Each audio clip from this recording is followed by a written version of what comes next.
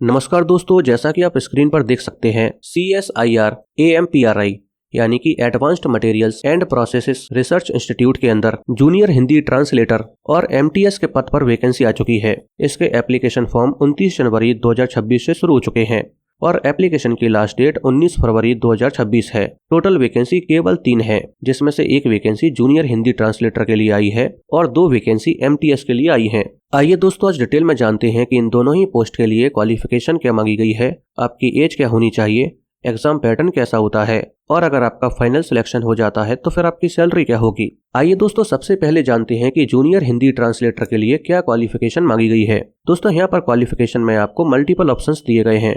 जैसे कि पहला ऑप्शन है कि आपने किसी भी मान्यता प्राप्त यूनिवर्सिटी से हिंदी या इंग्लिश से मास्टर डिग्री कंप्लीट की हो और ग्रेजुएशन में आपने हिंदी या इंग्लिश को मेजर सब्जेक्ट या फिर ऑप्शनल सब्जेक्ट के रूप में पढ़ा हो। इसके अलावा दूसरा ऑप्शन है कि आपने हिंदी और इंग्लिश को छोड़कर बाकी किसी भी सब्जेक्ट से मास्टर डिग्री कंप्लीट की हो और आपने ग्रेजुएशन लेवल पर हिंदी और इंग्लिश को मेजर या फिर ऑप्शनल सब्जेक्ट के रूप में पढ़ा हो या फिर आपने हिंदी या अंग्रेजी भाषा में एग्जाम दिए हो। तीसरा ऑप्शन है कि आपने हिंदी या अंग्रेजी के अलावा किसी और सब्जेक्ट से मास्टर डिग्री कंप्लीट की है, लेकिन मास्टर डिग्री में आपने हिंदी या अंग्रेजी को मेजर या फिर ऑप्शनल सब्जेक्ट के रूप में पढ़ा हो और आपने पोस्ट ग्रेजुएशन में हिंदी या अंग्रेजी भाषा में से किसी भी एक भाषा में एग्जाम दिए हो और दूसरी भाषा को आपने ग्रेजुएशन लेवल पर मेजर या फिर ऑप्शनल सब्जेक्ट के रूप में पढ़ा हो। दोस्तों, ये तो हो गई ग्रेजुएशन और पोस्ट ग्रेजुएशन की बात, लेकिन आपने हिंदी टू इंग्लिश और इंग्लिश टू हिंदी ट्रांसलेशन में कोई कोर्स या डिप्लोमा किया हो या फिर आपको भारत सरकार के जो PSU यानी कि पब्लिक सेक्टर अंडरटेकिंग्स होते हैं या फिर स्टेट गवर्नमेंट के किसी भी डिपार्टमेंट में हिंदी टू इंग्लिश और इंग्लिश टू हिंदी ट्रांसलेशन में 2 साल का एक्सपीरियंस है, तो भी आप जूनियर हिंदी ट्रांसलेटर के लिए अप्लाई कर सकते हैं। आइए दोस्तों, आप जानते हैं कि अगर आप मल्टीटास्किंग स्टाफ के लिए अप्लाई करना चाहते हैं तो फिर यहाँ पर आपसे क्या क्वालिफिकेशन मांगी गई है। दोस्तों, यहाँ पर अगर आपने केवल 10th क्लास कंप्लीट की है तो फिर आप एलिजिबल हैं, लेकिन अगर आपने 12th क्लास की हुई है तो फिर आपको ज्यादा प्रेफरेंस दी जाएगी। आइए दोस्तों, आप जानते हैं कि यहाँ पर आपसे एज क्या मांगी गई है।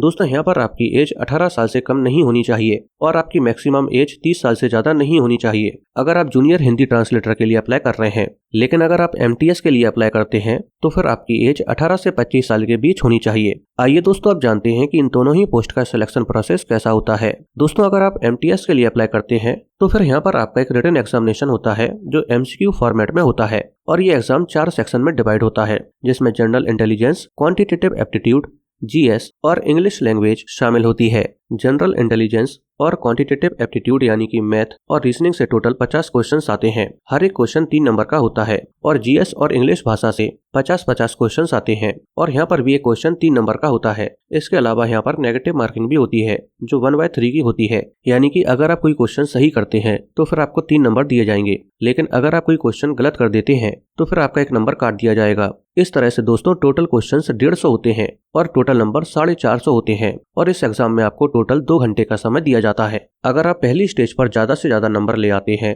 तो फिर दूसरी स्टेज पर ट्रेड टेस्ट होता है। ट्रेड टेस्ट में कैंडिडेट्स की प्रैक्टिकल नॉलेज चेक की जाती है और ये ट्रेड टेस्ट केवल क्वालिफाई नेचर का होता है।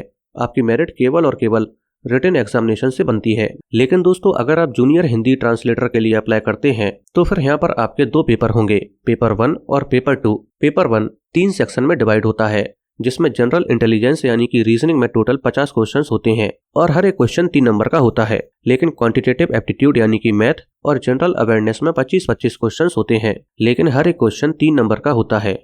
इस तरह से टोटल क्वेश्चंस 100 होते हैं, लेकिन टोटल नंबर 300 होते हैं। इसमें नेगेटिव मार्किंग होती है जो 1/3 की होती है, यानी कि अगर आप कोई क्वेश्चन सही करते हैं तो आपको 3 नंबर दिए जाएंगे, लेकिन अगर आप कोई क्वेश्चन गलत कर देते हैं तो फिर आपका 1 नंबर काट दिया जाएगा। इस एग्जाम में आपको 3 घंटे का समय दिया जाएगा। इसके बाद दूसरा पेपर होता है जिसमें आपको 2 घंटे का समय दिया जाता है। दूसरा पेपर 300 नंबर का होता है जिसमें आपको 3 टास्क दिए जाते हैं।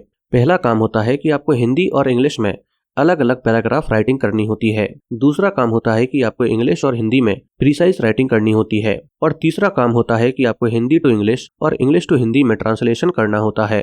आइए दोस्तों, आप जानते हैं कि अगर आपका फाइनल सिलेक्शन इनमें से किसी भी पोस्ट पर हो जाता है तो फिर आपकी सैलरी क्या होगी। दोस्तों, अगर आपका final selection junior Hindi translator के तौर पर होता है तो लेवल 6 के अकॉर्डिंग आपकी पर मंथ सैलरी 35,400 रुपए से लेकर 1,12,400 रुपए के बीच होगी। लेकिन अगर आपका फाइनल सिलेक्शन MTS के तौर पर होता है तो लेवल 1 के अकॉर्डिंग आपकी पर मंथ सैलरी 18,000 रुपए से लेकर 56,900 रुपए के बीच होगी। दोस्तों अब अगर आपको ये वीडियो पसंद आई हो तो वीडियो को लाइक करके चैनल को सब्सक्राइब कर लीजिए।